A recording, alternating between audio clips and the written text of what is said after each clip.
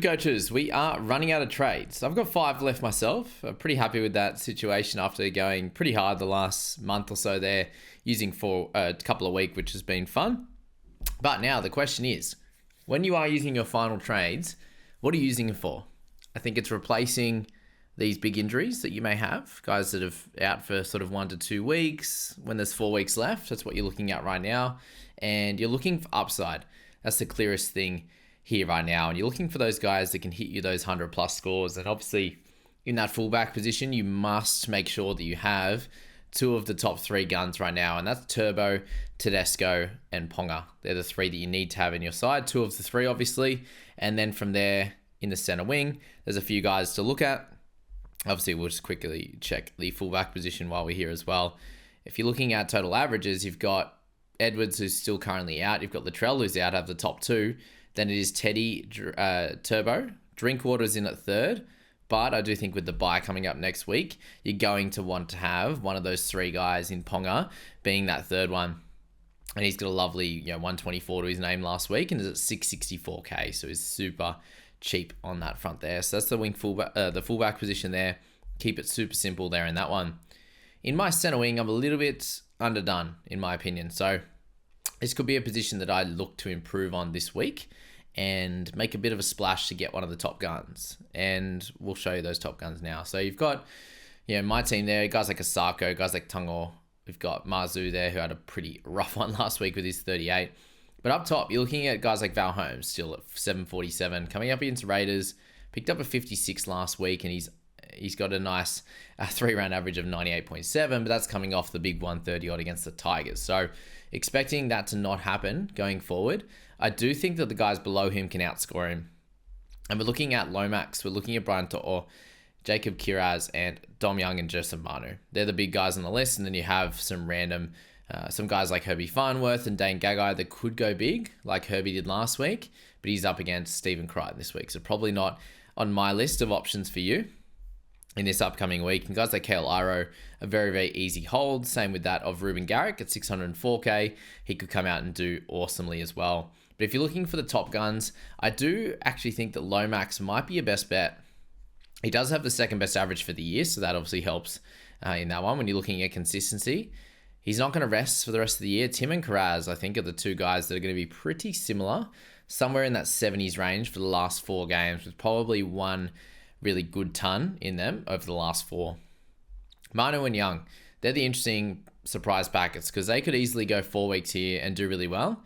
They are up against Para, which seems like it won't be as easy a clash as once thought. So they're probably the next 2 guys on the list. And I do think that Brian To'o will be resting one of these games. And he's up against Melbourne this week. And, we know they can turn on a really, really good game where they could, shut down some teams here. And To'o might struggle to get a try or even, obviously 2 here in this one. So they're the main guys you want to be looking at. And if you are going to be going down to a cheaper guy, I think at this stage with 4 rounds to go and you are at 5 trades like myself, then space for one more dirt cheap 204k guy will easily be the correct play in this one.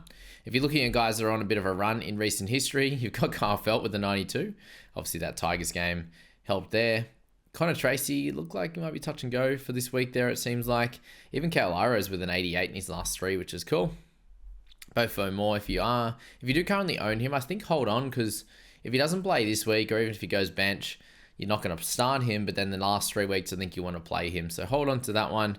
And then you can see here, there's not a lot of guys with that 3-round really good average in the 65 plus range that you'd probably want to target. So I just stick with the top guys. And if you are trading, double trading, go down to a cheapie, either in this position here or in the second row forward position you'd want to be looking at. And guys like Asako could easily be sold, could easily be held as well. Him and Greg Marzu, they're the type of players you want to be potentially looking to move on to the bigger upgrade, which would be cool. 5'8" position, I think, well, Plath I've got a good at the moment with him at 5'8", which is awesome. But Campbell, a little bit hit and miss, obviously. And he does come up against the Dragons this week, which I think will be a much better matchup for him. But in that 5'8" position, you've got Dylan Brown doing good things. You've got Matt Burton doing good things as well, along with Galvin.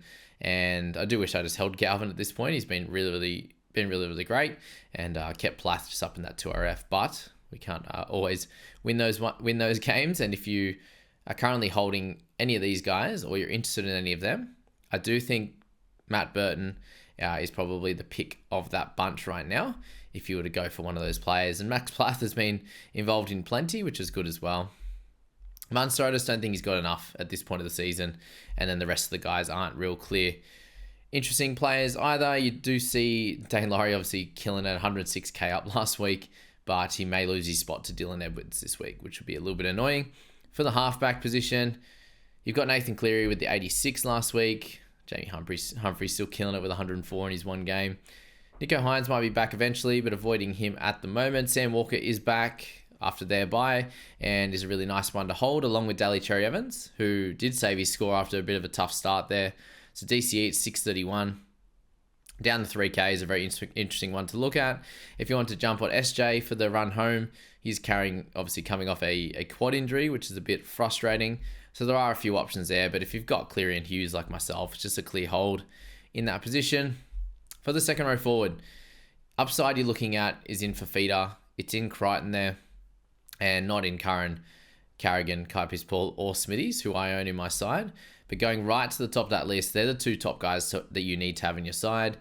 I'd probably avoid buying Ellie at this point. Yes, he's coming off that knee injury, but coming up against Panthers this week. Barnett, we know he can get good scores. Olakau'atu can go really well if things go right for him, which I definitely think they can. We've seen Hudson Young have a little bit of upside as well, and then same with Britton Nickera, like last week with his 96. And then from there, Keon Kolomatangi, just a hold at this point. Preston, how much upside does he have? He might have sort of 80s and 90s to 100 upside if he does score, but pretty consistent performer at that. Murray picked up a try last week, moves back to the 13 role.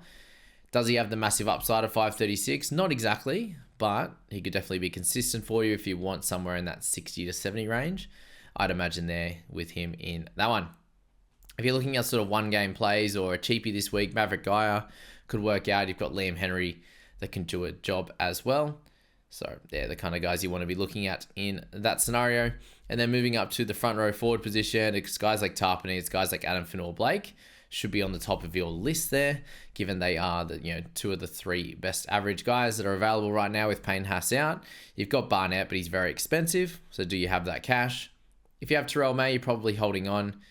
If you have these two and you have Terrell May, you probably don't play Terrell this week, thinking that his minutes might be a little bit down. So just keep that in mind for him.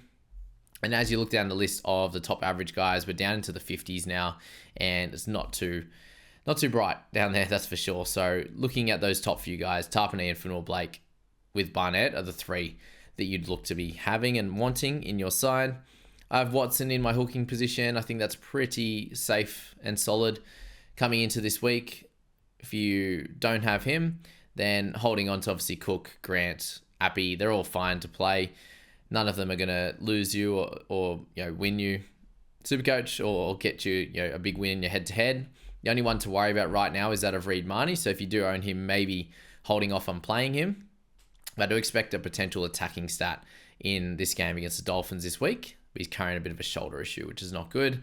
And expect Jacob Little to have a good game there as well. So they're the two guys to potentially avoid in Reid Marnie, and then potentially buy or expect for a pretty good game there in Jacob Little. And obviously Damien Cook could get some attacking stats against the Tigers there. So I think we'll keep it pretty simple and safe there. If we're looking at my side, pretty happy with Hooker, happy with my front row forward.